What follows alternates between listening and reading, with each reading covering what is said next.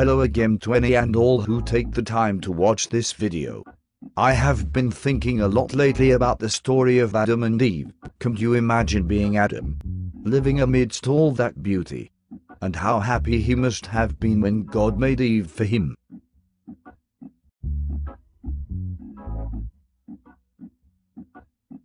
Adam and Eve had been instructed by Jehovah not to eat from the tree of the knowledge of good and bad. Yes, that's right. Jehovah is very loving. He gave Adam a perfect mate, and let them both have freedom of choice. Not really freedom of choice. There was a large price to pay for making their choice, but that is a whole other topic. The first human pair had not been in the garden long when a certain spirit creature decided to use a snake to communicate with Eve.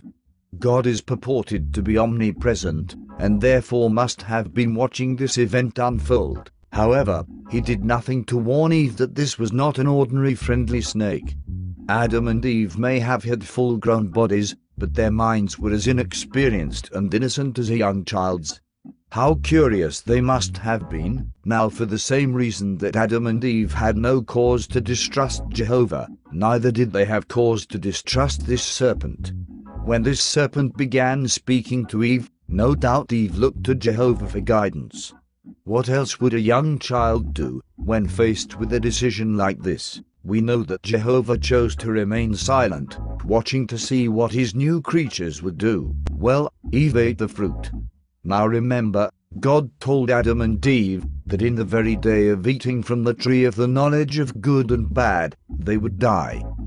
And they did die within that day. The Bible tells us that a day with Jehovah is as 1,000 years, and 1,000 years is as a day. Well, I'm pretty sure Adam and Eve did not know 2 Peter chapter 3 verse 8. Either way, do you think it is possible that Eve actually expected to die after eating the fruit? Well, let me ask you. If someone handed you a nice-looking piece of fruit and then told you it was poison, would you eat it? Probably not. Now, what if someone else came up to you and told you that same piece of fruit was not poison? Would you then take a bite?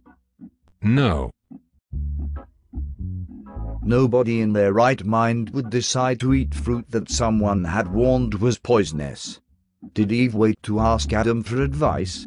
No.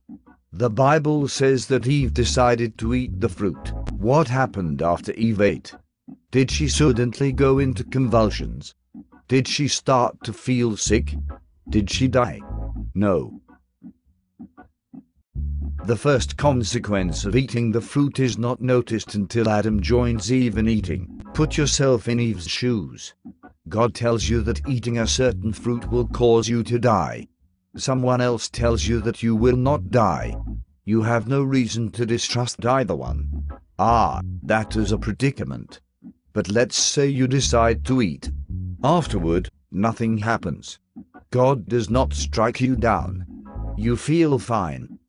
It is possible that you are starting to think the serpent is telling the truth. So, later on you tell Adam that you have had a conversation with a snake down near the forbidden tree and found out that the fruit is not poison. Adam says, "How do you know?" Eve says, "I ate some and I feel fine."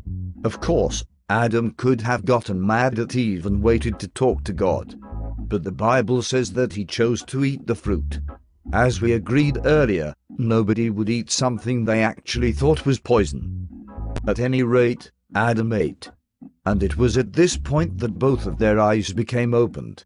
This must have been a strange moment.